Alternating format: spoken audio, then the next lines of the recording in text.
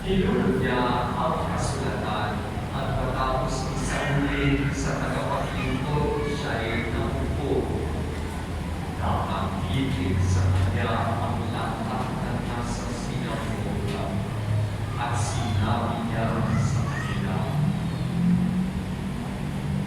"Natupad ngayon ang bahagi na ito ng kasulatan samantalang nakikinig kayo."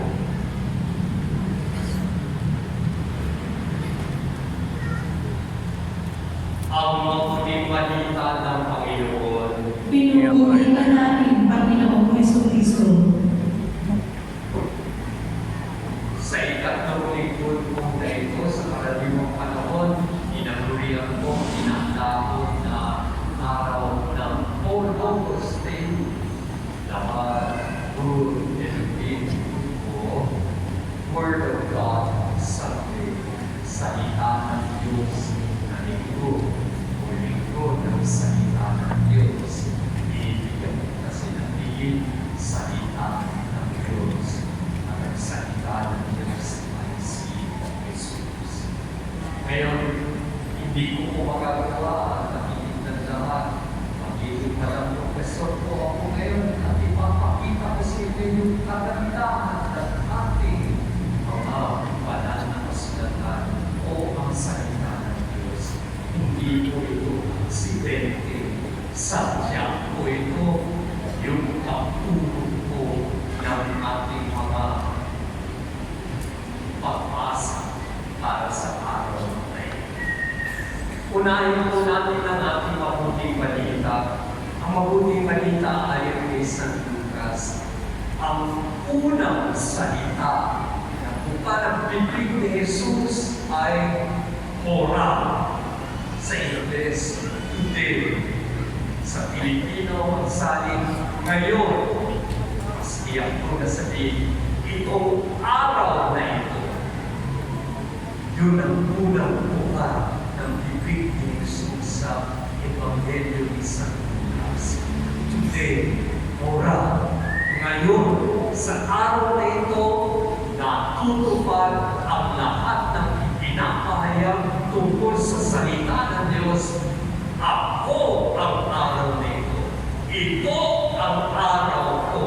Ako ang magliligtas. Ako ang magpapalaya. Simula ngayon sa akin, laging bago, laging binibigyan ng biyaya, lagi ko nagalibig sa Ama ang sino mang lumapit sa akin. Napakahalaga ang pakita namin. Ang unang buka ng bibig ni Jesus, simula at sinasabi niya, simula, natupad, laging may kalayaan, laging may biyaya. Ako'y laging nalilito hanggang sa alusan. Si Jesus, sinasabi niya, Ora, today, ito ang araw.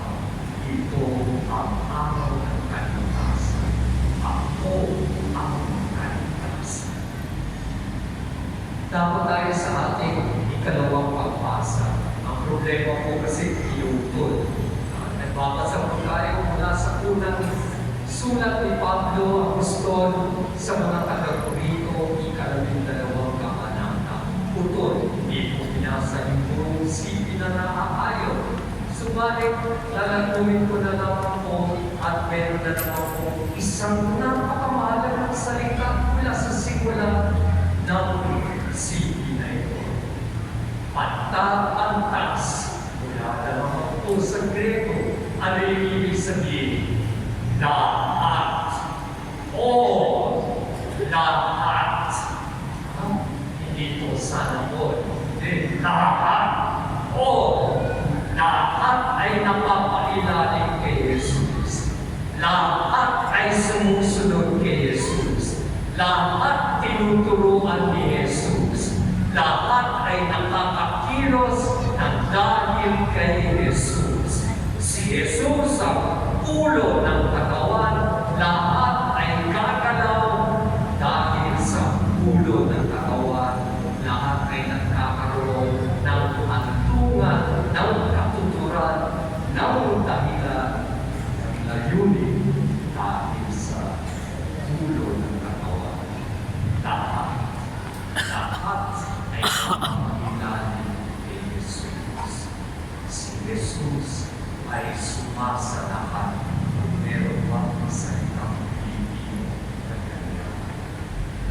Dapat tayo sa ating unang pagbasa mula kay Propeta Nehemia. Ngayon, dito rin, pinupul din. Nagpasalamat po tayo ng 12 verso sa ikawalong kabanata. Dapat po nagsimula ito mula sa ikapitong kabanata, verso 37. Ano po yung sinasabi sa verso? Sa ikapitong kabanata, verso 37. Sa unang araw ng ikapitong buwan, tinipon ang bayang Israel upang makinig sa salita ng Diyos mula sa propeta. Bakit po? Dahil ang bayang Israel ay nag-jubilate sa unang araw ng ikapitong buwan o the Nisan year. Sila ay titipon sila, papakinggan nila ang salita ng Diyos dahil sila ay maglalakbay. Ang tema nila ay paglalakbay. Nakikinig sila sa salita upang matanggap ang biyaya mula sa salita at sa gayon ay makapaglakbay dahil sila ay kailangan ng lakbay. Kasama na ang lahat dito, merong mga hamon, merong pagsubok, merong kamatayan na haharapin. Ngunit dahil sila ay nakikinig sa salita ng Diyos, alam nila biyaya ito at sa jubilee nila, lakbay. Maglalakbay sila, susunod sila sa utos ng So, baybayan ninyo ako, no? So, si Father, ngayon kami, noong ikalimang araw ng Enero, taon nito, 2025, si Bishop Roberto Garra ay pumarito at itinindig ang ating Jubilee Cross. Sinasabi din po na tayo ay maglalakbay. Itong taon na ito, pinapaalala sa atin na tayo lahat ay maglalakbay.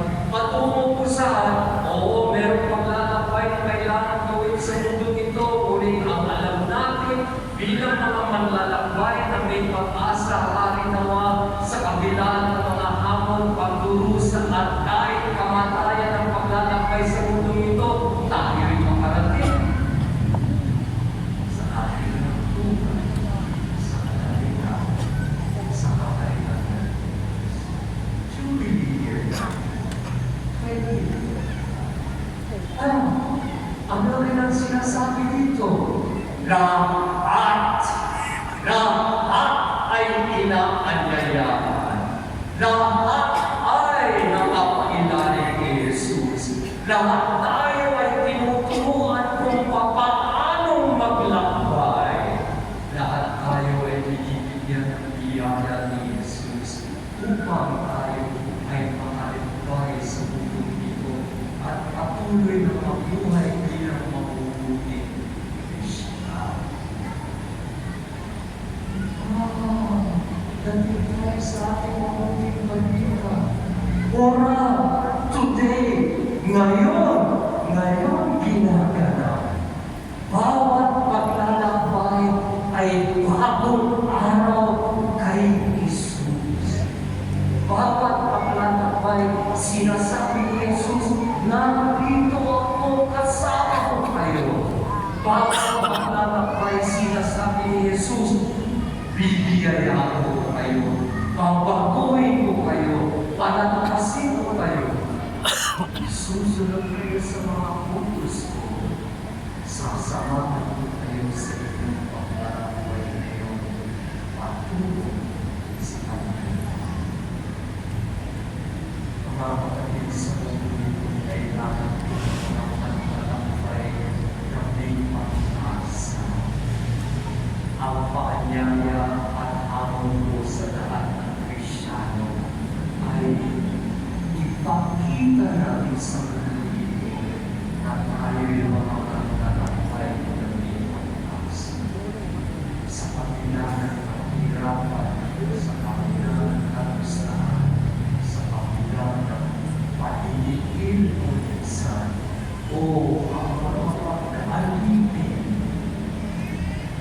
ipapasok. Dahil si Jesus sinabi niya, ito ang araw. Ako ang magliligtas. Sundan niyo ako at panalalaman ko kayo.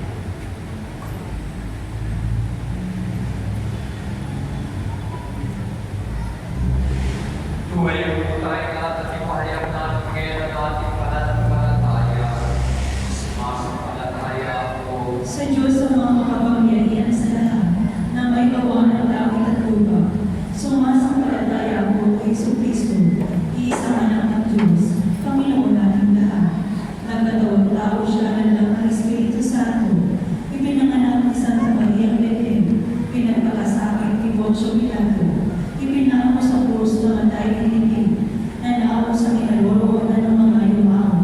Nang may tatlong araw na buhay na muli, umakyat sa langit, nalulunod sa kanan ng Diyos ang mga makapangyarihan sa lahat. Doon magbubulang paririto o tubo, sila magbubuhay at namamatay na tao. Sumasampalataya ako sa Diyos Espiritu Santo, sa banal na simbahang katolika, sa samahan ng banal, sa kapatawaran ng mga kasalanan, sa pagpagbuhay ng buhay ng namatay na tao, at sa buhay na walang hanggan. Amen. para sa ating panalangin ng bayan. Tumahimik po tayo ng sandali at ipagdasal natin po ang lahat ng ating mga pamilya na naglalakbay sa bulong ito patungo sa kalangitan, sa kaharian ng Diyos.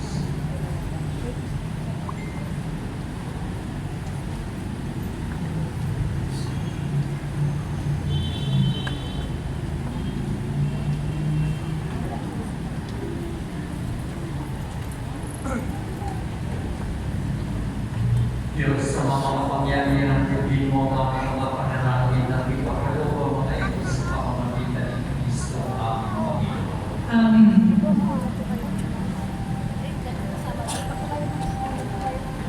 Sa lahat po ng mga hawak ng loob ko rin, maaaring po kayo pumili sa gitna para sa pagpapaloob. Maraming salamat po.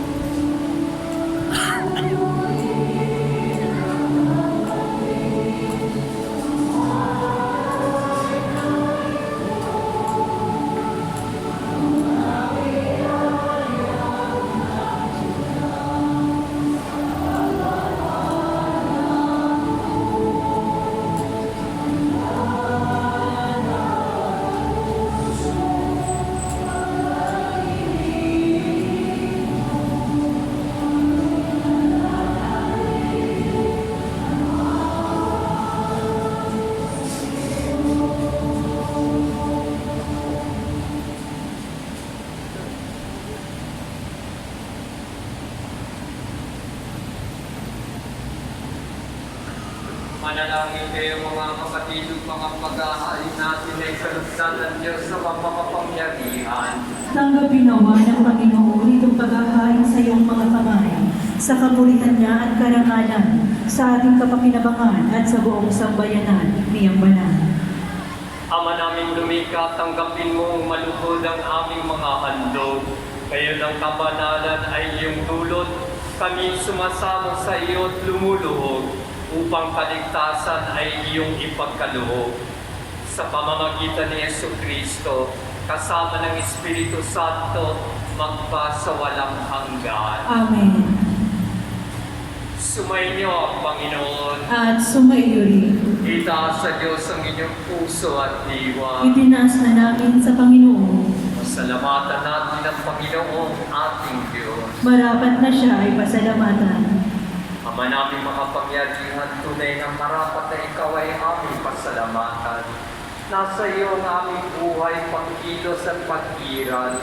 Sa pamumuhay namin araw-araw, tinatahasan namin ang iyong pagmamahal. Sa pag-ibig mong itinunla sa sangkatauhan, ang Espiritu Santo ay unang alingbigay ng anak mong naglagak sa amin ng kakiyakang nakalaang mabuhay kami sa piling mo kailanman. Kaya kaysa ng mga anghel na nagsisiyawit ng pamuli sa iyo ng walang humpay sa kalangitan, kami nagbubunyi sa iyong kadakilaan.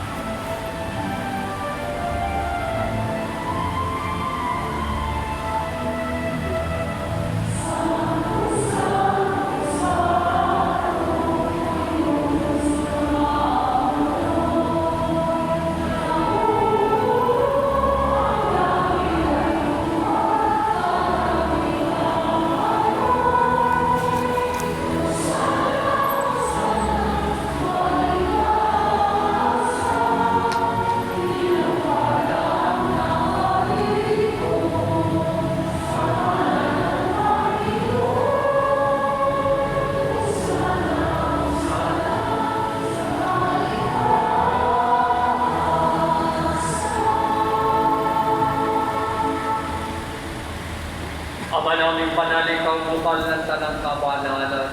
Kaya sa pamamagitan ng iyong Espiritu, gawin mong banal ang mga kaloob na ito upang para sa aming maging katawan at tulo ng aming Panginoong Jesucristo.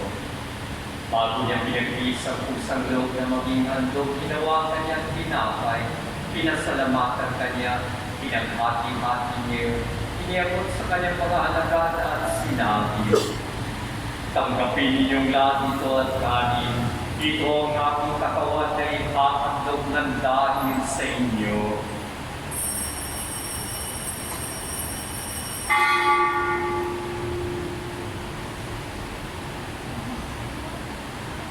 Kayo din naman matapos sa lamunan, ninawakan niya ang kalis. Muli kanyang pinasalamatan. Iniabot niya ang kalis sa kanyang mga alagad at sinabi, tanggapin ninyong lahat ito at inumin. Ito ang kalis ng aking dugo, ng bago at walang hanggang tipan. Ang aking dugo na ibubuhos para sa inyo at para sa lahat sa ikapagpapatawad ng mga kasalanan. Gawin ninyo ito bilang pag-alala sa akin.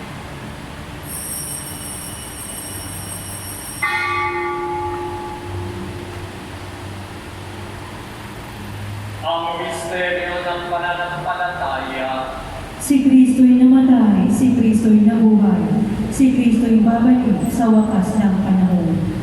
Ama, ginagawa namin ngayon ang pag-alala sa pagkamatay at muli pagkabuhay ng iyong anak. Kaya iniaalay namin sa iyo pinapay na nagbibigay buhay at ang kalis na nagkakaloob ng kaligtasan. Kami nagpapasalamat dahil kami yung minarapat na tumayo sa harap mo upang maglingkod sa iyo. Isinasama namin kami magsasalo-salo sa katawan at dugo ni Kristo ay mabuklod sa pagkakaisa sa pamamagitan ng Espiritu Santo. Ama, ingapin mo yung simbahang naganap sa buong daigdig. Puspusin mo kami sa pag-ibig kaysa ni Francesco namin Santo Papa at ni Roberto namin Obispo at ng Tanang Kaparian. Alalahanin mo rin ang mga kapatid naming nahulay na may pag-asang sila'y muling mabubuhay, gayon din ang lahat ng mga pumanaw. Kawan mo sila at patuloy sa iyong kaliwanagan. Kawan mo pagindapatin kaming lahat na makasalo sa iyong buhay na walang wakas. Kaysa naman natin Maria na ina ng Diyos, kay San Jose na kanyang mahal na kapiyang puso, kaysa ng mga apostol at ng lahat ng mga banal na namuhay dito sa daigdig ng kalugod-lugod sa iyo. May pagdiwang nawa namin ang pagpupuri sa ikararangan mo sa pamamagitan ng iyong anak na aming Panginoong Jesucristo. Sa pamamagitan ni Kristo, kasama niya at sa Kanya, o Diyos sa mga kapangyarihan kasama ng Espiritu Santo, ang lahat ng parangal at papuri ay sa iyo, magpa sa walang hanggan.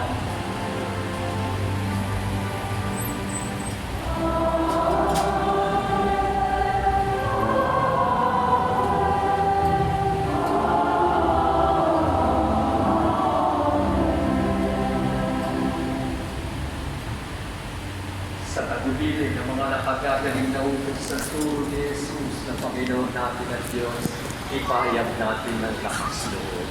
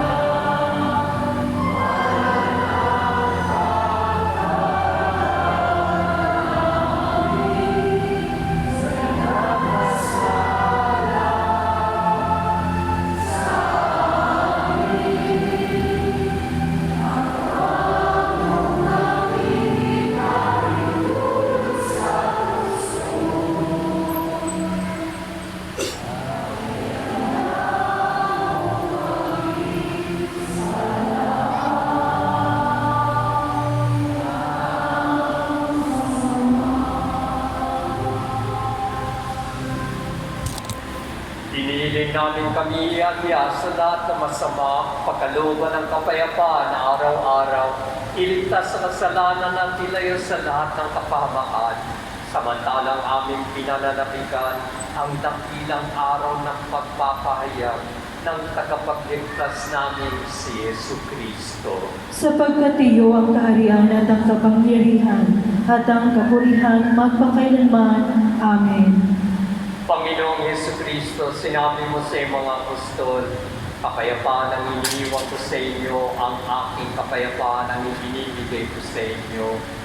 Tunghayan mo ang aming pananampalataya at huwag ang aming pagkakasala. Pagkalooban mo kami ng kapayapaan at pagkakaisa ayon sa iyong kalooban, kasama ng Espiritu Santo, magpasawalang hanggan. Amen. Ang kapayapaan ng Panginoon ay laging sumainyo. At sumaiyo rin. Pagbigayan kayo ng handa ng kapayapaan sa isa't isa. Kordero ng Diyos na nag-aalis ng mga kasalanan ng sanlibutan, maawa ka sa amin. Kordero ng Diyos na nag-aalis ng mga kasalanan ng sanlibutan, maawa ka sa amin. Kordero ng Diyos na nag-aalis ng mga kasalanan ng sanlibutan, ipagkaloob mo sa amin ang kapayapaan.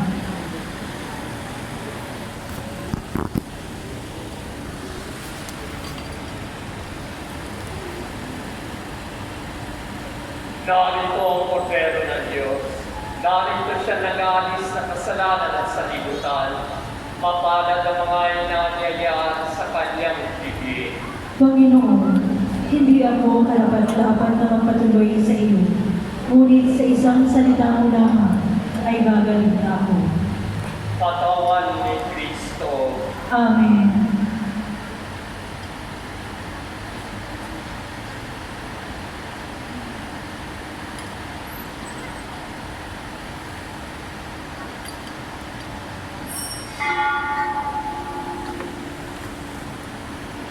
Sa lahat po ng tatanggap ng banal na komunyon, manatili po muna tayo sa ating mga upuan.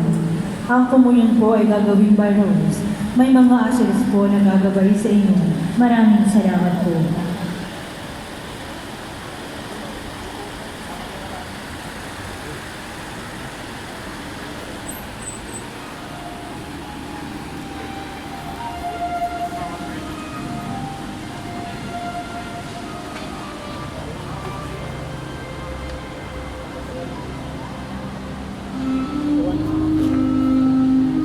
Tawanin ko siya.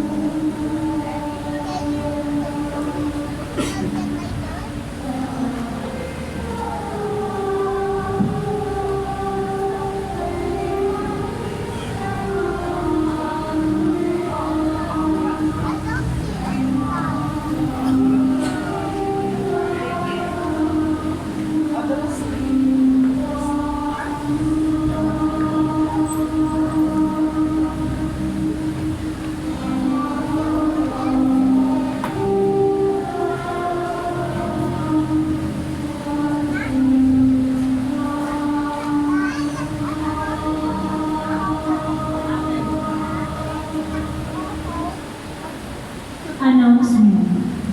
Magkakaroon po tayo ng second collection. Ang second collection po natin ay para sa mga proyekto ng ating parokya, St. Peter's Shrine. Maraming salamat po sa inyong generosity. Next Sunday po, February 2, ay kapistahan ng Presentation of Jesus o nakilala bilang Candelaria. Magdala po ng mga kandilang nais ninyong mabasbasan. May mga kandilaring binibenta dito mismo sa ating parokya. Ang ating First Communion sa February 15, magpalitan na po tayo sa opisina. Inaanyayahan po ang lahat sa isang Marian Pilgrimage sa Europe. Kasama po ang pagdalo sa canonization ni Blessed Carlo Acutis sa April 24 to May 11, 2025. Ang chaplain po ay ang ating pura paroko, Father Alan Samonte. Maaari pong kumuha ng flyer sa ating opisina. Available pa rin po ang paghahawan. Ito po ay libro na maaari ninyong magamit sa pagninilay araw-araw. Nasa may paglabas po ito ng simbahan. Magsimbi tayo ng kandila sa labas ng simbahan para sa inyong mga pansariling kahilingan at bisitahin ang ating parish store para sa inyong mga pangangailangan. Ugaliin rin natin magpa-Thanksgiving Mass para sa mga blessings natin natatanggap. Maraming salamat po. Tumayo po tayong lahat at sa sandali ng katahimikan, ipagdasal naman po natin ngayon ang lahat ng mga nagliliwag ng kaarawan sa buwan ng Enero.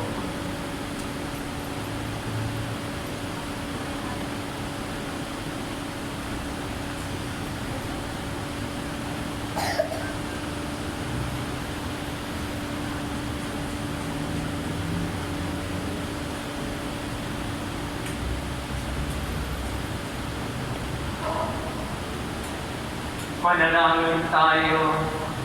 Panginoon, Amin mapagmahal, ipagkaloob mo sa aming pakikinabang sa iyong kagandahang loob na bumubuhay lagi, nawa naming maikarangal ang iyong pagpaparal sa aming ibinibigay.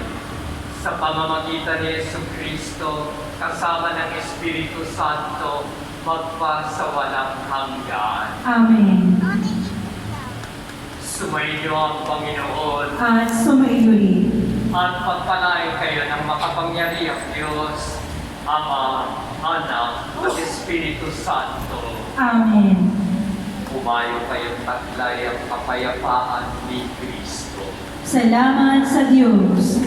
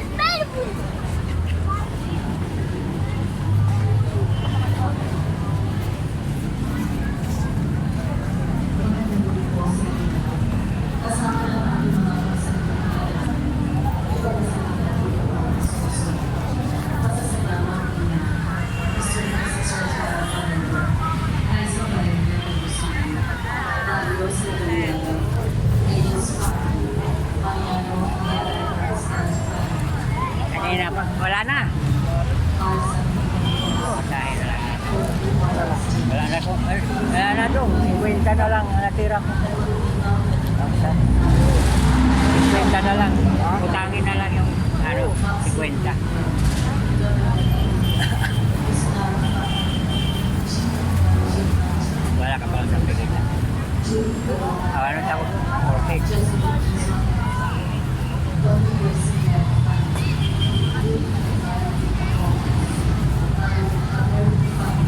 Utang na lang sa kwenta. Kapit ka lang.